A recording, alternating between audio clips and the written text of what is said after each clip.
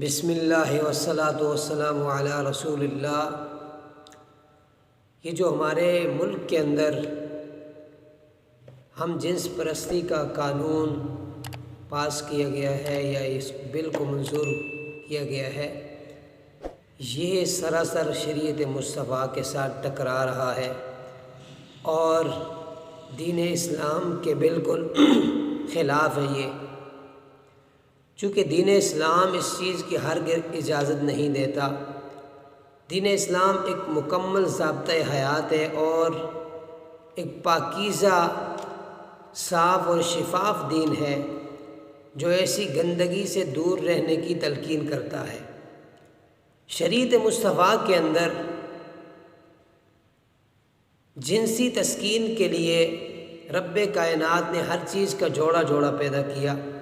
مرد کے لیے عورت کو اس کی جنسی تسکین کے لیے پیدا کیا گیا ہے اور پھر نکاح کے ساتھ اس کو حلال قرار دیا، اور نکاح وہ مصطفیٰ کریم علیہ الصلوۃ والسلام کی سنت مبارکہ ہے جس کو آقا علیہ الصلوۃ والسلام نے نصف ایمان قرار دیا۔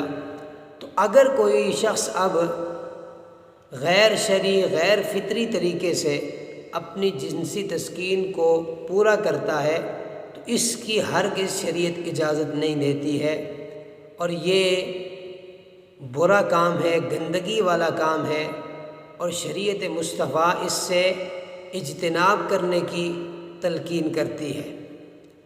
اور صرف یہی نہیں بلکہ شریعت مصطفیٰ کے اندر جو ایسا برا فعل کرنے والا ہے اس کے لیے سخت سزا کا حکم دیتی ہے شریعت مصطفیٰ، تاکہ انسان اور مسلمان جو ہے وہ اپنی پاکیزہ زندگی گزار سکے، ایسی گندگی سے وہ اپنے آپ کو محفوظ کر سکے۔ اور اگر دیکھا جائے تو یہ جو کام ہے ہم جنس پرستی والا، یہ قوم لوط کے اندر پایا جاتا تھا، اور ان کے اوپر رب کائنات نے عذاب نازل کیا، اور وہ سارا قرآن کریم کے اندر موجود ہے تاکہ وہ بعد میں آنے والوں کے لیے وہ عبرت ہے، تاکہ اس سے پڑھ کر اس سے عبرت حاصل کریں اور ایسی گندگی سے اپنے آپ کو محفوظ رکھیں تاکہ اللہ تبارک و تعالیٰ کے عذاب سے محفوظ ہو جائیں۔ اور اس پر سرکار مدینہ صلی اللہ تعالیٰ علیہ وآلہ وسلم کا فرمان بھی موجود ہے۔ سرکار مدینہ نے فرمایا کہ جسے تم قوم لوط والا عمل کرتے ہوئے دیکھو تو سرکار نے فرمایا فاعل اور مفعول دونوں کو قتل کر دو۔ تو یعنی شریعت مصطفیٰ اس چیز کی ہرگز اجازت نہیں دیتی ہے۔ تو اب یہ ہمارے ملک کے اندر یہ جو ہمارے حکمران ہیں انہیں شرم آنی چاہیے، اپنے آپ کو یہ مسلمان کہتے ہیں اور مسلمان ہونے کے باوجود اس طرح کے بل پاس کر رہے ہیں جو غیر مسلم کنٹریز کے اندر بھی نہیں ہیں۔